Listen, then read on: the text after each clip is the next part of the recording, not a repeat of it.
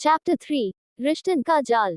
हवेली के हर कोने में रहस्यों की धूल जमी थी, और उन रहस्यों के नीचे छिपे थे कुछ ऐसे सच जो किसी की जान ले सकते थे। आर्यन चोपड़ा अपनी ही बनाई दुनिया में कैद था, जहां प्यार एक सजा था और नफरत उसकी ताकत। रात के 2 बजे हवेली में सिर्फ घड़ी की टिक टिक सुनाई दे रही थी। वो अपने कमरे में बैठा ऋत्विक की पुरानी फाइलें देख रहा था। वही रिपोर्ट, वही पुरानी तस्वीरें, और वो एक पोस्टमार्टम रिपोर्ट जिसने उसके सारे यकीन हिला दिए थे।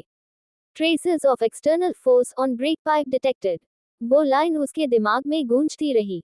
मतलब किसी ने जानबूझकर ब्रेक काटे थे। आर्यन की मुठियां भींच गईं। मतलब ऋत्विक ने आत्महत्या नहीं की, किसी ने उसे मारा। वो गहरी सांस लेता है और खिड़की के बाहर देखता है।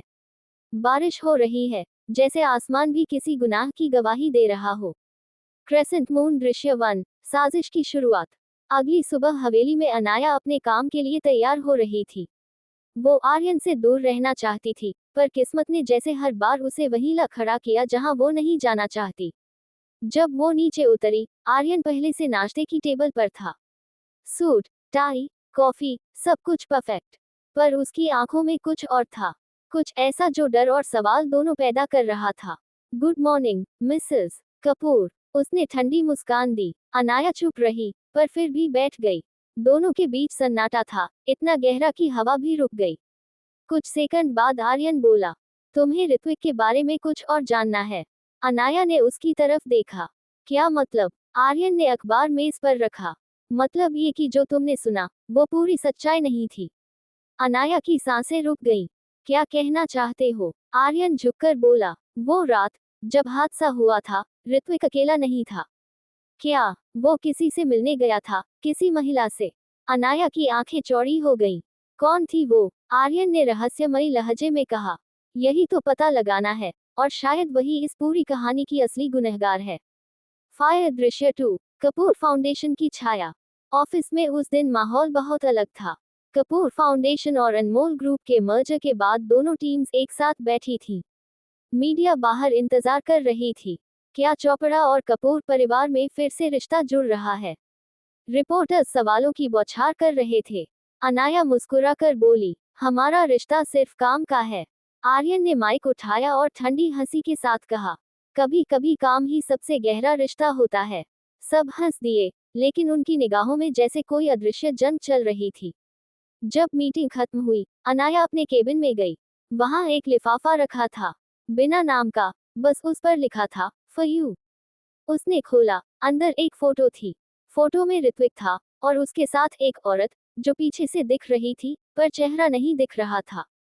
फोटो के पीछे लिखा था, उससे मिलो तो सब समझ जाओगी। अनाया की आंखें कांप गईं।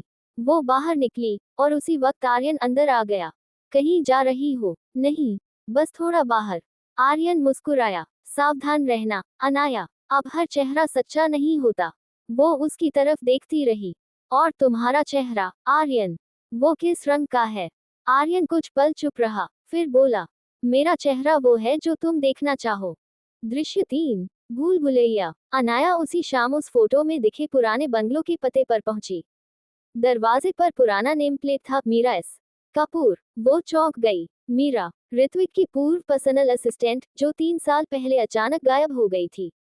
वो धीरे से अंदर गई। घर वीरान था, पर एक कमरे से पियानो की हल्की आवाज आ रही थी। वो अंदर गई। वहां एक औरत बैठी थी, जो पुराने गाने बजा रही थी। वो पीछे मुड़ी, और अनाया की सांसें थम गईं।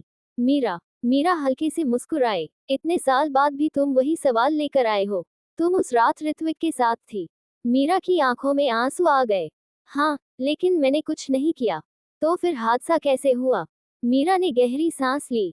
वो मुझसे मिलने आया था क्योंकि उसे सच्चाई पता चल चुकी थी, आर्यन के बारे में। अनाया की आंखें चौड़ी हो गईं।